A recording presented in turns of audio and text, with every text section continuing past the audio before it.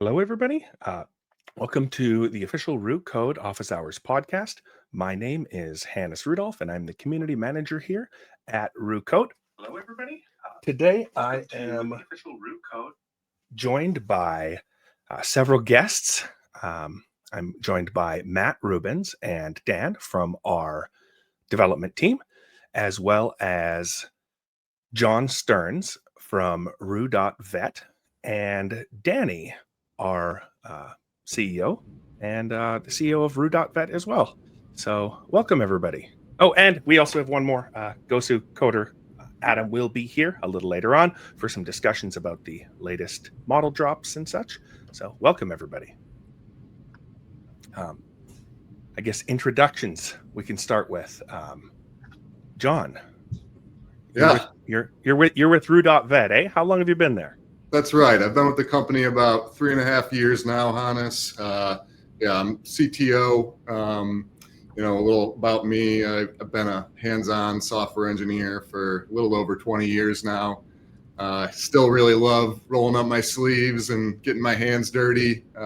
Even more so now, I would say, with AI-driven development, where I can still contribute code while focusing most of my energy on my day job, which is managing our small but mighty software engineering team. So it's a little bit about me. Really excited to be here. Thanks for having me. We're obviously huge proponents of Roo Code over here, and it's a topic I'm really passionate about. Very cool. It's interesting here. So a fun fact, I guess, for everybody watching, John Stearns was the first contributor to Roo Code. He actually, I guess, made the first pull request. Is it, Matt, to the Roo Code fork? Yeah, I think by accident. We were trying to fix something and ended up creating the fork, and here we are. Yeah. Huh. Well, for our first segment here, we are going to get into discussing a bit about our cloud agents. So, Matt, can you tell me a little more about our cloud agents? And Sa, can you swap the camera to the speaker as we go? Yeah, so I'm super excited to have Roo.vet on the call here. Some of you know I used to work at Roo.vet before the Roo Code took over my life, but we continue to have a really close relationship with the team there, and they've been helping us test out new features as we go.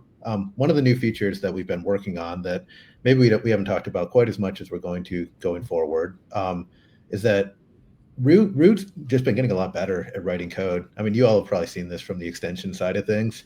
And it's been an amazing collaboration with the community, and a lot of these features, the models have gotten better, but also the harness has gotten better to make it so that Roo can just do so much autonomously now.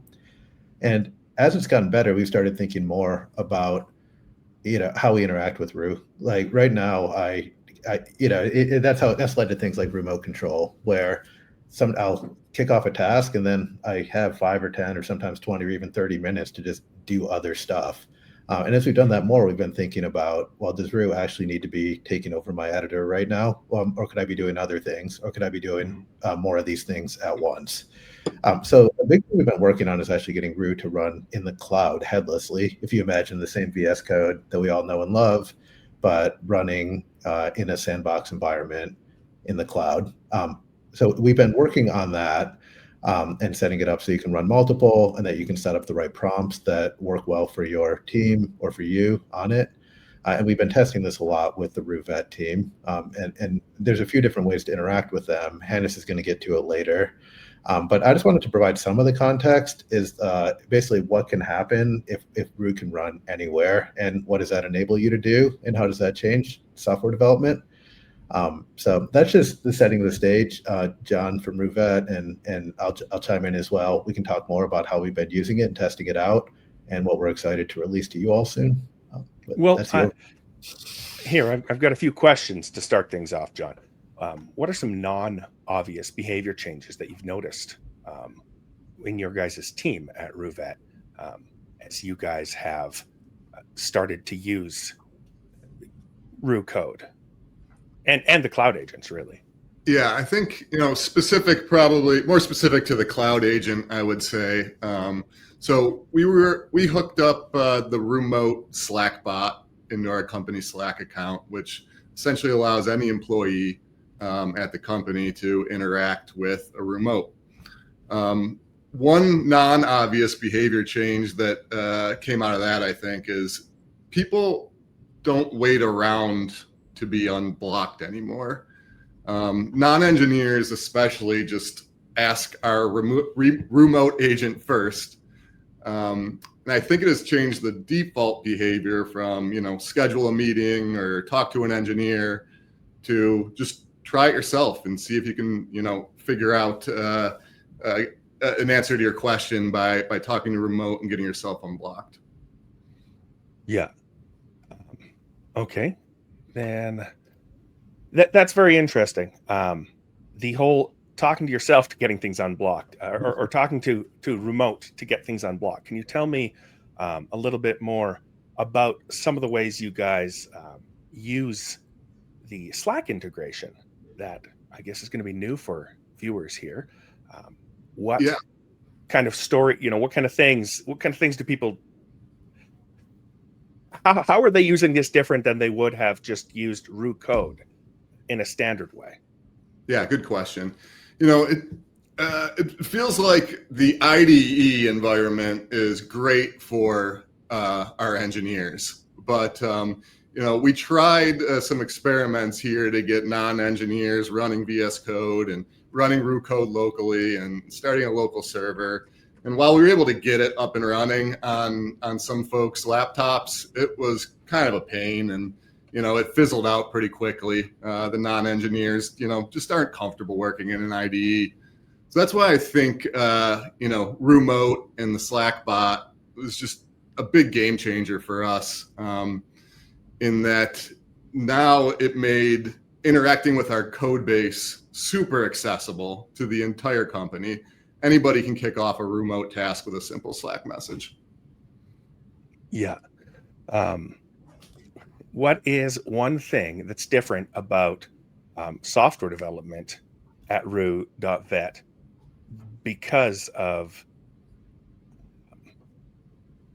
for the regular engineers? What's one thing that's different now that they're using these cloud agents to supplement their regular Roo Code behavior?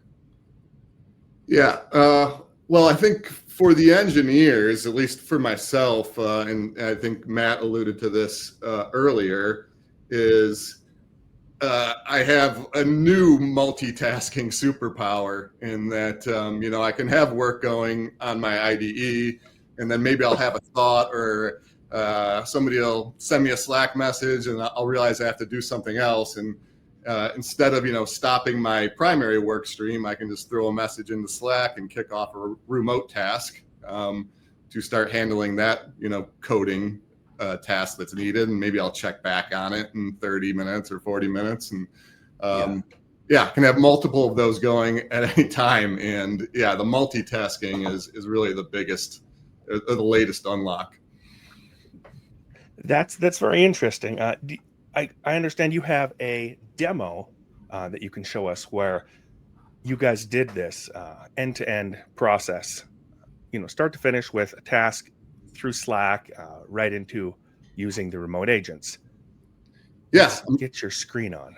Sorry. Sure. Yeah. Happy to walk you guys through this real quick. So what I'm going to show is just a real simple example of a product manager at Roo using our remote Slack bot to kick off a coding task to implement a product change idea that product manager had. And before I share my screen, I'll give a little more context about the problem that this product manager was trying to solve. One of the, counter metrics we monitor here at Roo.vet is something called declined shift request. And what that means is basically a hospital posted a shift to our platform, then a veterinarian who's interested in working that shift requested the shift from the hospital. And then for whatever reason, that hospital declines the veterinarian's request to work their shift. This doesn't happen very often, but when it does, it's just a bad experience all around. So it's something we monitor. So this product manager, while looking at the data here at Roo, realized that some shifts were getting multiple declined shift requests with the reason stating that the shift is no longer needed. Well, if the shift is no longer needed, then why is it still posted on our platform? And this I thought was a really cool way of solving this problem and shipping a small feature without any support from engineering.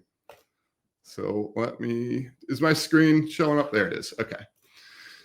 So if you look at just the right pane here, this is the entire Slack thread where our senior PM kicked off the Slack message, and she said, when the hospital selects the shift is no longer needed option from the side panel after declining a request, let's just pop up a simple modal asking the hospital user if they would also like to remove the shift from the platform since they said it's no longer needed. This is posted in a public Slack channel that we have here called Remote Tasks, which is kind of a fun channel to follow along with. So whenever someone posts a request here, we all kind of, start following along.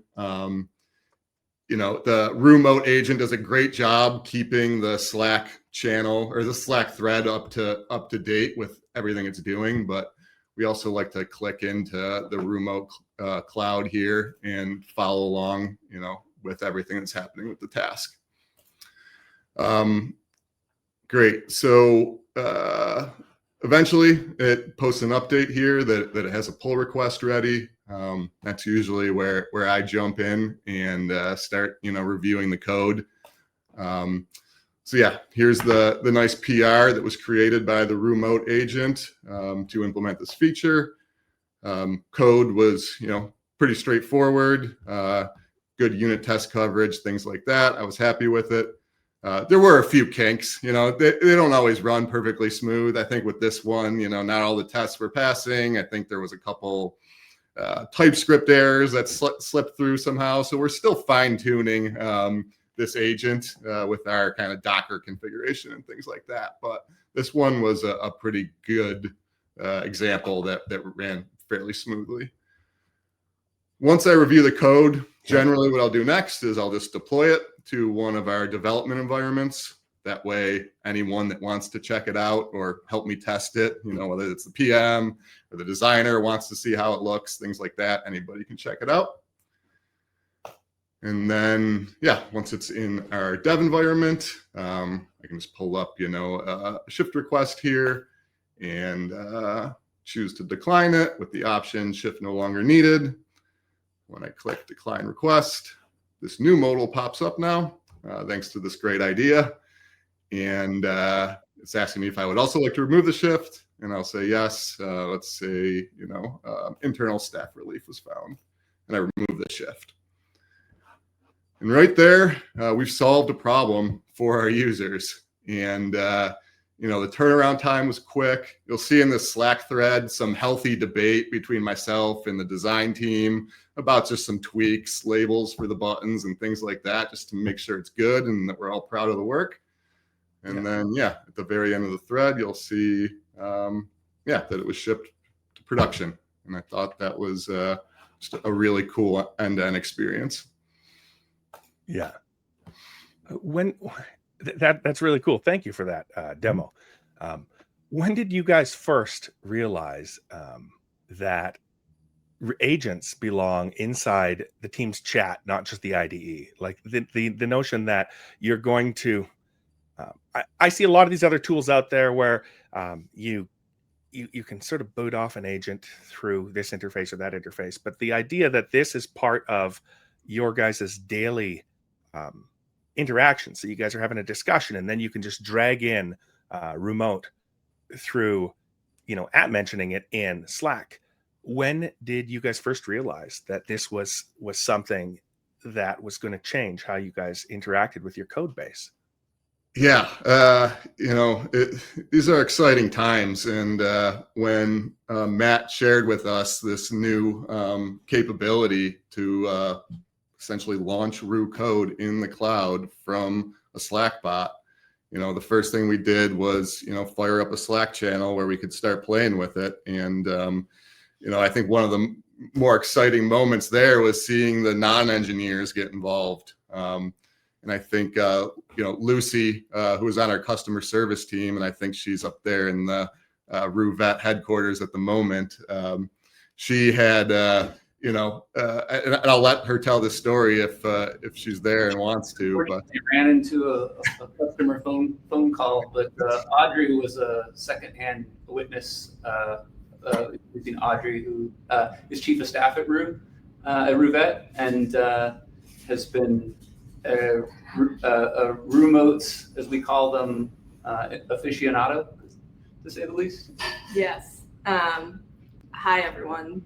I am just first and foremost, I'm a big fan of Roo-mote, and that's coming from someone who knows not a single technical thing. And if I call a lot of things on this call, it's because that's what they are to me. I just don't really understand it.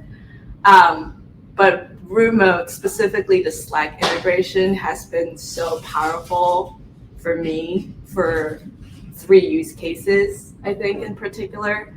One is you can ask it questions and not even wanting to build anything in the product, you can ask it questions to better understand the logic that's been built into the product. So, for example, the other day I was trying to figure out how much we charge our hospitals if they cancel a confirmed shift. And I could go through our Notion docs or look on the policies online, or I could just select Roo-mote and be like, at Roo-mote, how much do we charge our hospitals for canceling? And it just responds in like a human, and in such clear bullets. And it took me 30 seconds to find that answer.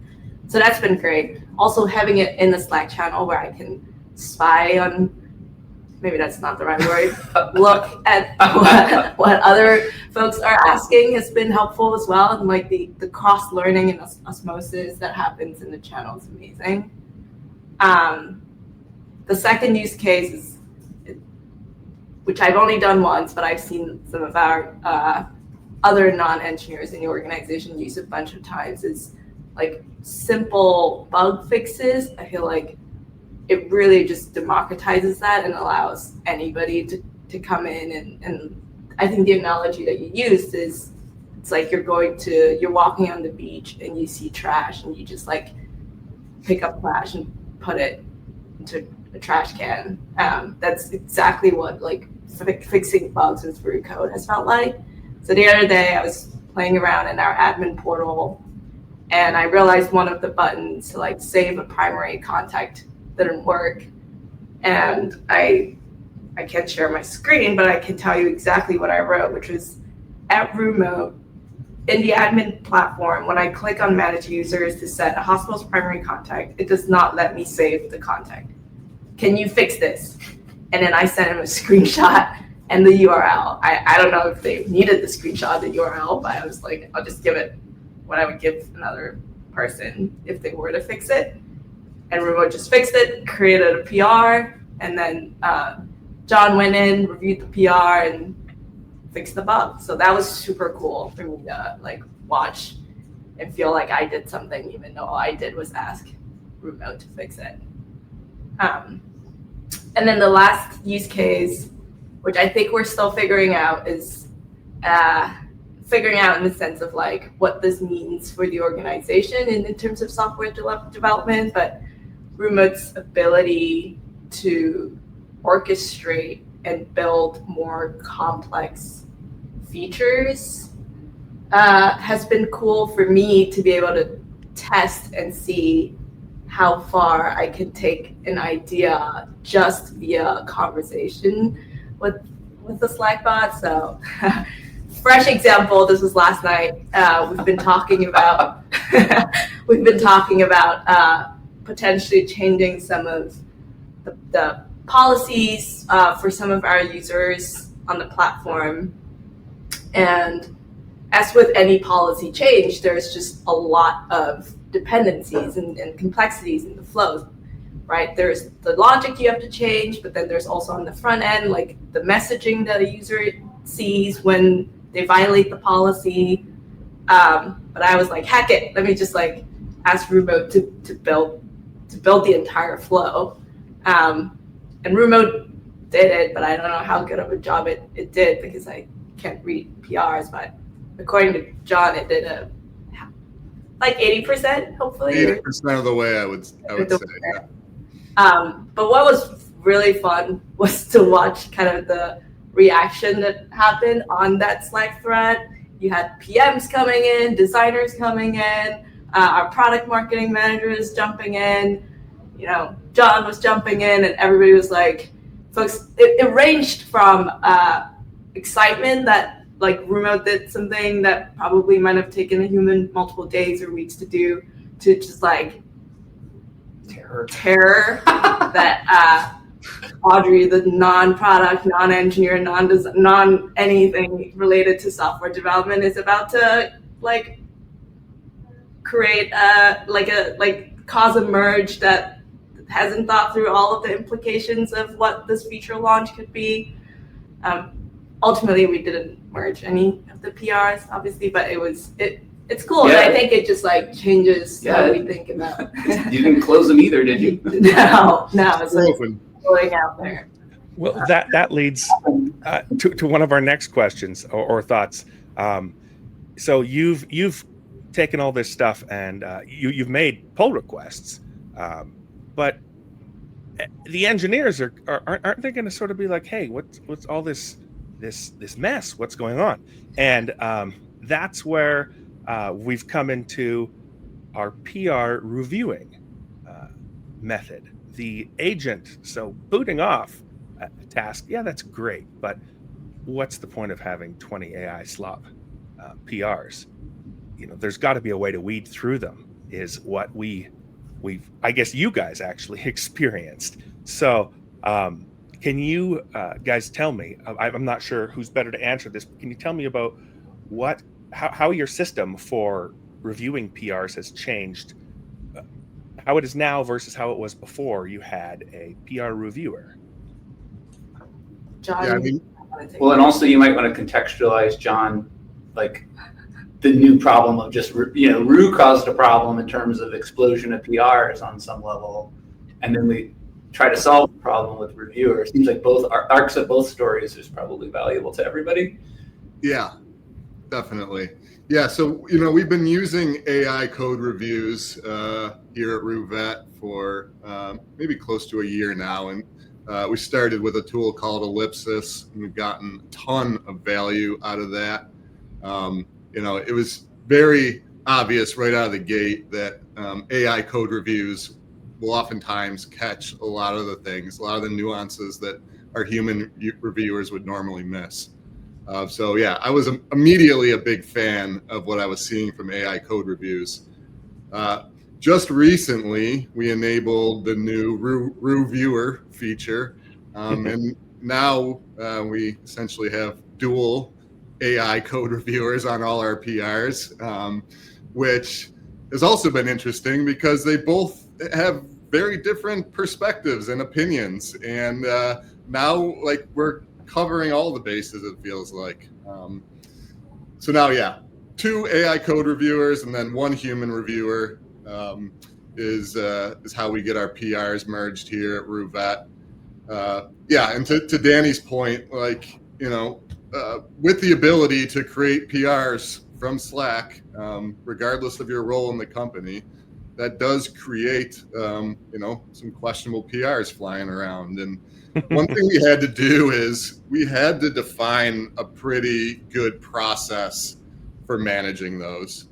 And the way we did it was essentially to require an approval from a PM, a designer, and an engineer on any remote PR that gets opened.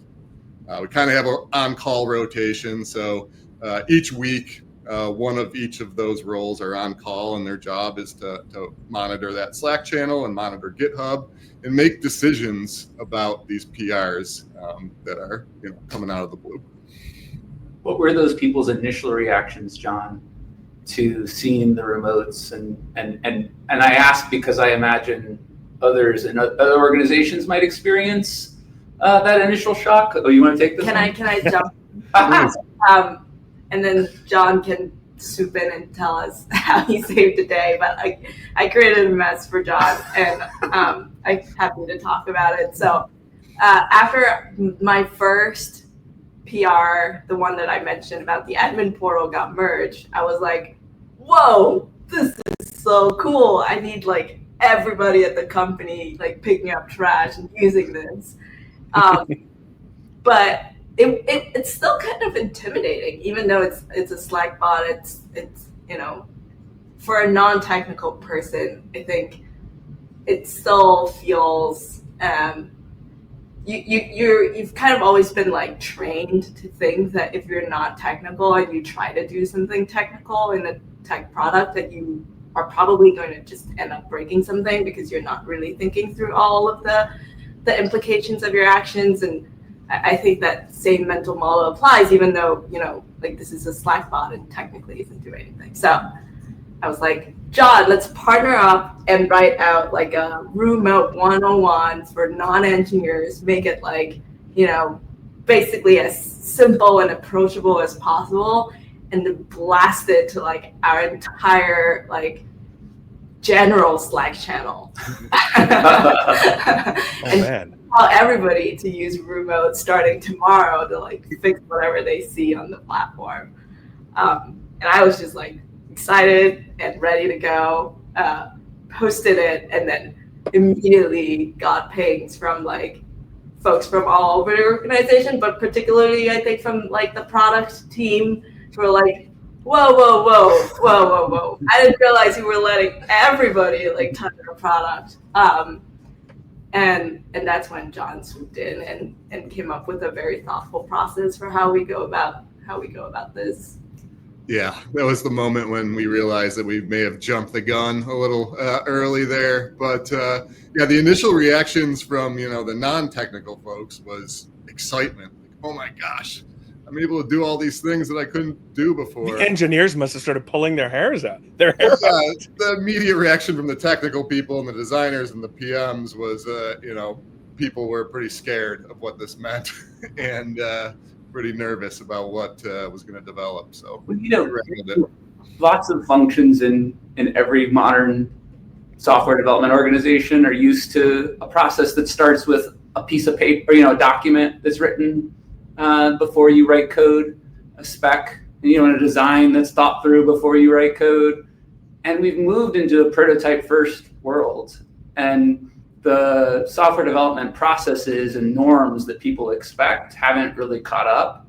And that's part of what has to get solved too, in order to make max use of the throughput potential and the ability for more eyes on the trash picking up on the beach, so to speak. And that's true. There's software workflow that needs to happen. Your non-engineers don't really want to go to GitHub to approve workflow, because that's not where they're used to doing that. But there's also just a mentality shift that every organization, regardless as to whether or not they have good workflow that's been built for them or not, is going to have to go through. And that's a question that I ask myself all the time: is how do we bring the rest of the world along to the new reality of software development? Yeah, I've almost every engineering team I've worked on, the flow has been that someone opens a PR and then everyone is just working to help get that PR over the line at the pull request. And I've given people a lot of feedback, don't let it die. Your job's to get it all the way done. And that's just different in this world where we prototype first. There's such a low bar to creating, to getting your ideas into reality. Honestly, it probably feels kind of similar to running an open source project in a way. You just get a lot of contributions and there's a lot of good ideas in there. And some of them aren't exactly right or exactly the right way. But you really have to change the way you operate, I think, to not go for 100% completion and just find the important things that move you forward and be willing to just throw away slop or throw away things that aren't good. But it's been hard, I think, for organizations to adapt to that. I think it's going to take work. How do you keep Roo Code to adhering to the design system that your company, in this case Roo.vet, how do you guys keep Roo Code on track? What methods, so that when these people are making these pull requests, they're less likely to get axed by the PR review? Yeah, Is Lizzie on the call, by the way? Do we know if Lizzie's on the call? I don't know if she is. I don't know. No, she was unable to make it. Okay. Sorry to interrupt. John, No problem. Lizzie's our lead designer. We were hoping we could have her on today to give her perspective on this. But to your question, Hannes, one thing that we did recently to help kind of Roo Code conform to our design systems is we took over one of our tech debt sprints, and we invested in building a really well-defined, AI-friendly front-end component library for web initially, and we're actually working on the mobile one right now. But by doing that and getting all the components we think we're going to need for the near term in place, and then putting really good rules in place for Roo Code in the form of rules files, or also the various modes that we use here. They're very well instructed to use this well-defined design system that it can also understand really well and not go off the rails. And so far, that's been working really well for us. Yeah. So you're saying that you guys have been able to keep Roo Code, your cloud agents, sort of in their lane, even when a non-engineer is speaking to them in non-engineer speak. So I know I'm often guilty of this. I don't say, here, go change this specific, properly termed thing. I just say what I don't like. Like I don't like the way that element looks, and I don't name it properly. I sort of just describe it like a layman. And you guys have come up with rules and conventions, I guess. What are you guys using? Agents.md to help guide this? We are not. We are still using the old school Roo Code config file, and then we also leverage highly customized modes here as well. Well, one thing about agents, I guess, is people can create them and have these special instructions for the different agents, and I guess that could really help with this as well. Yeah, I don't know. Do you guys have anything else that you want to cover related to Roo.vet's specific use case here? I've got a few zingers. What's one task that you will never manually do again? That's easy. Handwrite code. Oh, wow. I don't think I've handwritten a line of code in at least 6 months now. I've just completely changed my default workflow to ask AI, even if it's a one-line change, and I'm not even exaggerating. So that's obvious. What would be your favorite prompt you actually saved? Like, something that you reuse over and over to get stuff done? Yeah, I just actually unlocked a new one recently that I'm going to use a lot more going forward. And that is to ask the agent what design patterns we should apply to the problem we're trying to solve up front. I think that has, at least what I've seen the first few times I've tried this, is those magic words, design patterns, is creating much more elegant implementations than just kind of sometimes the brute force solution that we'll go to by default. Yeah. Well, I guess one last question that I have directly for you would be, what is the most surprising place that a tiny PR that came out of your agent workflow shifted a big metric for you guys? Shifted a big metric. The ones that come to mind are that decline shift request demo I gave. And then Danny probably remembers this one. I don't know what the metrics say, but a different PM was seeing a problem with a no data state in our search results. And after doing some research, he was realizing that people didn't realize they had a bunch of filters set. Just wasn't clear enough in the UX that was restricting their results, and they were seeing no shifts when they should have been. And Danny, I don't know if you remember that one, but that was one of the first, I think. Theo who did that, right? Theo did that one. Theo, come over here. Come take a victory lap. Come on over here. This is perfect because it leads me into my my next question, which is actually for Danny. So. He looks miserable that he's been called over here. This is Theo. He's the longest running product manager here for sure. Almost the longest running employee. Yep. Almost 5 years. Yeah. So how did you? Why were you investigating the no search results? Wow, I can't remember. I've been investigating a lot of things. So,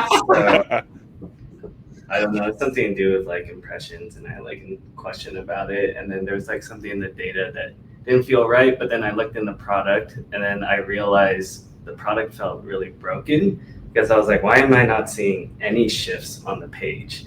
And I thought I was like stupid, or there was like a bug in staging or dev. And then I realized I had like a filter that was on there that wasn't super clear. And then in my head, I'm like, if I'm having this problem, I feel like the rest of our veterinarians are not realizing this is on. And that's just really, they're probably like clearing out a bunch of shifts that aren't available. Right. And assuming we don't have shifts, then what we do for them. Yeah, exactly. In my first thought, I was like, okay, we need to like fix this right now. And then apparently there was a backlog ticket to do this, but no one was picking it up because, we're always like so swamped. And then I learned about Roo Code. This is before like Roo Mode. Oh, really? Yeah. So I was trying to figure out how to set up my environment, and that was the hardest part. I think I spent like 5-6 hours using like a mix of ChatGPT and like Roo Code to set up my environment. And I finally got it set up. Shout out to Justin Kwan, who also. So what was the solution? The solution is like when there's like no search results, there's already like this component that pops up that says there's no search results. Try panning the page, but you could like we had a design to add like a deep link there to just clear your results there, so it's like super obvious that you can do that. And so at first, like Justin was telling me, yeah, right, like you're not gonna be able to do this. You're gonna need like Roo Node. You're gonna need to do all this. But luckily, like there was already a button and everything built in already, so I can do everything on the front end. And so after 5-6 hours of setup, it only took like 2 minutes to actually build the feature. And then, luckily that was like a really simple feature. Yeah. So today, do you still use the IDE at all, or are you just everything goes to remotes? Yeah, everything goes to remote because that thing changes like constantly, so it's always breaking. And I think remote is like the most convenient. And so how often do you use it now, and what do you use it for? Well, I think I use remote like every day to like ask questions about like the code base. I think that is like the most effective thing as like a PM, especially as we're like building new things. I can come in and have a really good understanding of like what we need to do. And then I haven't been really using it for like smaller fixes now because I feel like the engineering team and everyone else are already like picking up like a lot of that slack already with like remote. I know I've talked to like a few engineers and they're like, I already have like remote running this to fix this like small issue. So, and then any like bigger issues, I think at this point, it still takes a good amount of time. So I haven't like invested thoroughly. But I think the funny thing about remote is like you can ask it on the side and you can like get all this information. You can seem really smart to anyone at the conversation. Like I feel like you have engineers are like, you've been pouring through the code, I see. Yeah. Or like CS people come in, they're like, I think I know like what's happening. Like this is what it says. Like I think that's completely wrong. And I'm like, oh yeah, you're right. That is right. Yeah. So been a game changer for sure. Easy. Danny, I'd like to ask you a few questions. Sure. as the CEO of both Roo.vet and of Roo Code. This whole creation of Roo Code probably came as a bit of a surprise to you, as an attempt to increase the productivity within your own organization. Can you help me understand a little more of a vision for what you see people doing with these cloud agents as we move along and hopefully get them released to be tested, pre-release next week? I mean, the vision with the cloud agents is actually just a continuation of the whole Roo story in general. We are taking discrete, mundane tasks that have to be done all of the time and automating them completely with an agent in the cloud doing that. So today, that's PR review. We'll be releasing into our Teams product as well. The Slack integration that you've heard us talking about, but we'll be also adding things that we're already using internally, like an internationalization agent who, upon every change, goes and makes sure that the international strings files are up to date. A document writer agent who can review code changes and make sure to update the documentation associated with that particular code change. And on and on and on and on. You can imagine all of the various discrete tasks that a software development organization does. Many of those things can be automated with an agent, and we're doing that one at a time, both in a way where we can ship and you can take the agents that we're using today right off the shelf, plug them into your workflow, and get those running for you immediately, or the ability to customize those. One of the things that has always been a strength of Roo Code is that you can edit the prompts, you can create custom modes, and the agent infrastructure will be exactly the same, where you'll be able to take the unique aspects of your workflow and customize the agents to make sure that that they can help you to do those things. And that, that's kind of been the common thread back to the founding of the company. Many of you know that Matt and I we're working on Roo.vet with John and some of the other folks that you've met when we forked the Klein project to make it work for our needs, and in the process started accumulating many of the community members that are watching today or not, and it was and it was really largely in service originally around the need to write unit tests, to try to gain unit test coverage in our own Roo.vet code base so that we could take on more ambitious refactors. And in the pursuit of automating unit test writing, Roo Code is born, and now a fully separate company, a Roo.vet. You obviously heard that I am CEO of both, and balancing my time. But the two companies are now absolutely separate companies and operating. Although the special cultural spark that created Roo Code still lives in Roo.vet, and as such, the companies are deeply collaborating on what the future of software development looks like. And I sit in a great place to be able to facilitate that as CEO of both companies. So more to come. Excited for you to all start to see some of these features. It's important because these features do run in the cloud, and we have costs associated with that. These features are going to be part of our Pro plans and our Teams plans that you can. They're quite a value that you can sign up for now today, and you'll be getting these features and all of the ones that are in the pipeline first access to them. So if you're not already a subscriber, we'd really appreciate your support. We're a small team and not raising the hundreds of millions of dollars that you hear all of the other AI companies eye-popping figures, trying to stay true to our roots. And your support really helps us. So we thank you for being customers and for being users of Roo, even if being a customer isn't in the cards. So thank you. Okay, that closes that segment, and we're going to move over to giving you guys a live demo of how you would set up one of these agents. We're going to set up a review agent. So let me just switch over to that screen. Here we go. Not going to be looking at the camera that much. And I'm in Roo Code here. You can access your Roo Code Cloud right here. click here and hit visit Roo Code. Okay, this app.roocode.com loads up, and all you got to do is create your first cloud agent. I'm going to go with PR Reviewer. It automatically names it Reviewer. Now, something interesting is we've got a generalist as well, and coming soon, document writer, bug fixer, security auditor, and translator, and also I think issue writer is going to be one that I'm going to push for, because I think that a issue is key to being able to get your large language model to achieve what you want. It acts as a prompt instead of just saying, fix X or Y. It can give some context to that prompt. So anyways, here we've got our reviewer, and we're going to go with open router. I'm going to paste my key in, and here we're going to go with Claude Sonnet 4.5. So it's really cool. This being released this week.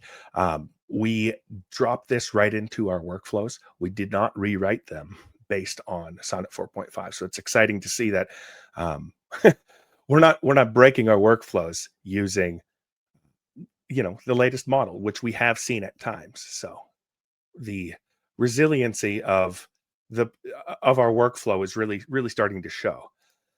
I'm going to click the GitHub button here to install and authorize. Yes, let's do all of them. Matt, chime in here if you have any questions, thoughts, inputs. I might be moving too quickly.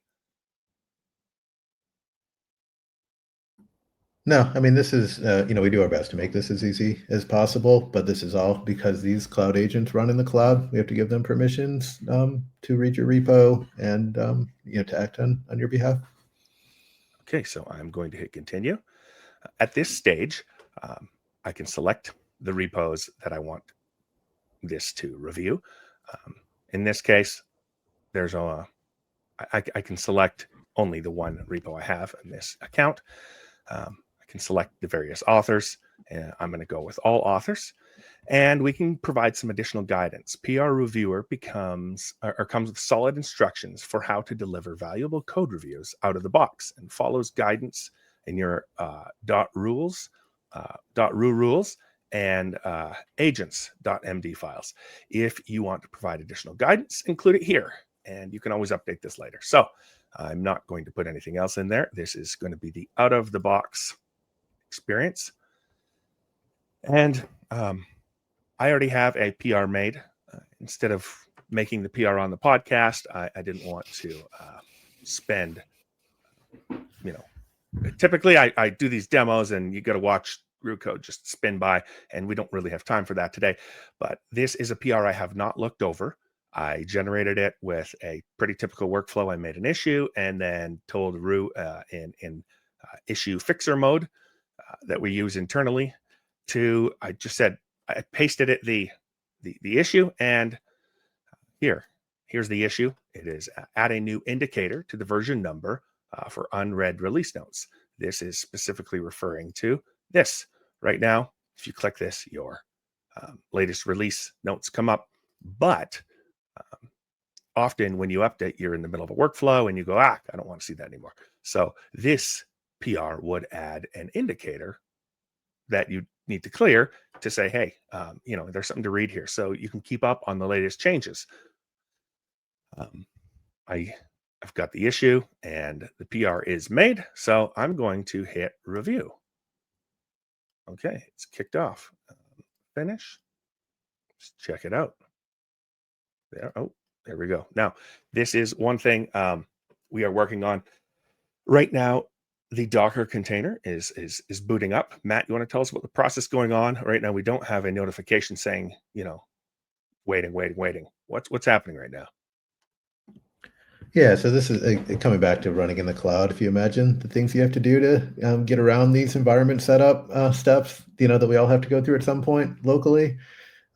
It's actually setting up a Docker container. It's checking out the code. It's making sure that everything's cleaned up. There are also, Adam Gosu Coders alluded to this. A lot of teams also have like environment specific, customizations that you would do if you want it to be able to run linters and things like that. So we're also doing any setup, installing node modules and things like that. Try to make it as fast as possible. But I suspect there's more we could do on this front. It takes a little bit of time to get started. Yeah. Okay. So here we have it going right now. I'm going to click into it. If any of you are familiar with remote control, this is exactly as you would see your control related to your actual environment. So I could create a task here and go yada, yada, yada, tell me a joke.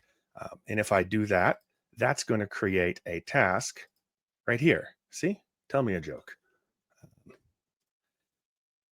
And that's exactly what we see going on with our reviewer. See, it's doing its thing.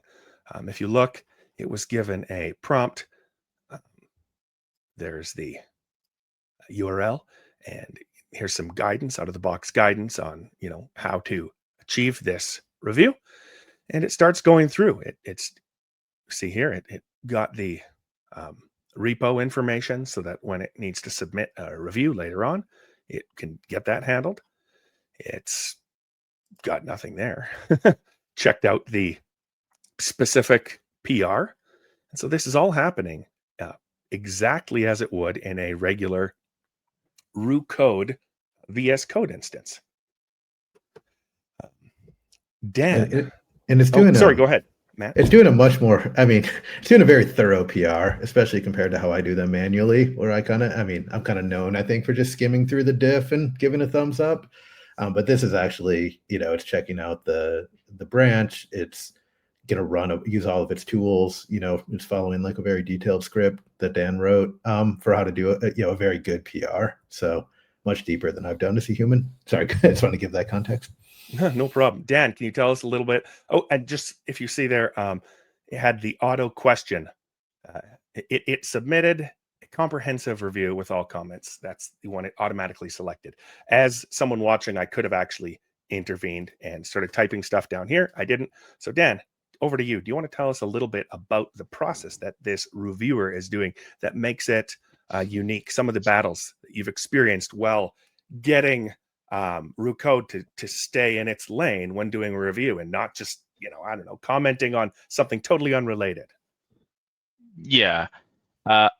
As Matt mentioned, I think the first steps for this specific workflow is to just gather as much context as possible.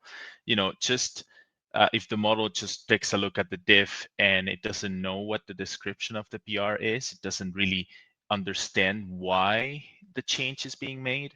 So the first steps is just gathering, all the context it needs, descriptions, comments. Maybe someone in the comments said, oh, we shouldn't do this like this. There's actually this other idea that's, better.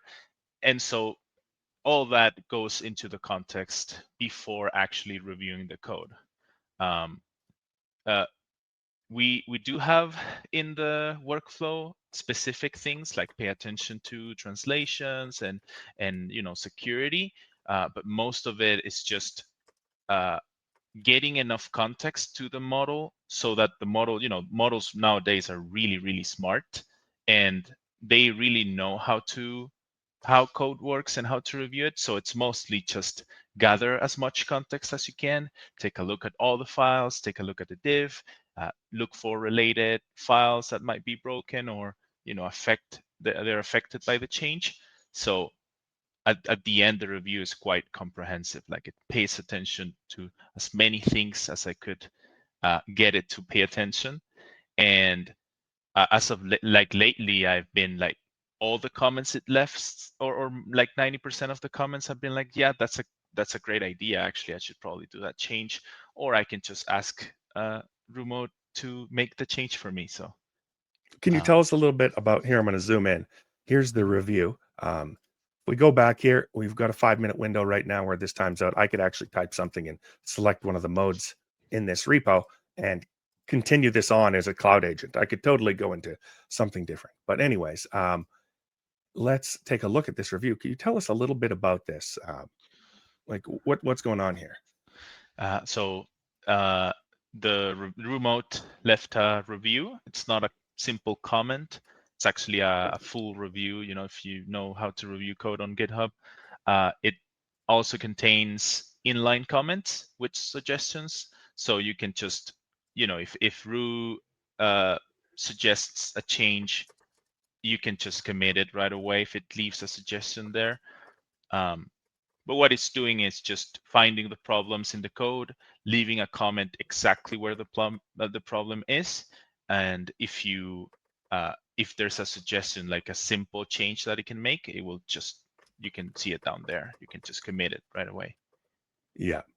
Okay, cool. So I'm not going to go as far as comment on the quality of this. This is the cool part about this is we have an out of the box experience that you can play with, but you're not tied to it. You get to adjust your reviewer to review how you want to review, which is a lot different than a lot of the other tools out there. And this is why, Roo Code is very, very much different. You get to make your own reviewer, even though we will give you a framework. We'll provide you a framework and a template, and you can 100% adjust it. So, yeah. Let's take a look at what we're going to be doing. Who's going to get access and when are they going to get access? Matt, do you want to tell us a little bit about this? Sorry, so I hope very soon. We're working very hard on making this ready to roll out to everyone. And yeah, like Danny alluded to, these things are running in the cloud. They have some costs related to us for the infrastructure, so they're going to be part of our cloud paid plans. And we're going to roll them out to users, both individuals who are on the pro plan will have access to this, and then also people who are on our new Teams plan, which is $99 a month for as many people as you want on your team. They'll also have access to that. And with the Teams plan, you'll be able to do some kind of org-wide configuration of these things that makes it easier for you to have consistency. So the team plan gets you unlimited pro plans. Yeah, exactly. Plus some team management features. Wow. I'm going to buzz over here to switch to a team and just do a quick run through here before we finish up. Quick run through of the different things that teams have access to. So I'm going to close this, invite your team members. I'm the only team member right now. We can go over here to settings, and under our organization settings, we can disable task sync. This will disable remote control, but this is, maybe for some reason you don't want task sync going for all your people, no problem. Task visibility, allow the organization members to view tasks via links, let members view tasks via direct links, even if they didn't create them. Allow for task sharing, allow users to create shareable links for tasks that can be viewed. So you can restrict this to prevent them from sharing, potentially sensitive information.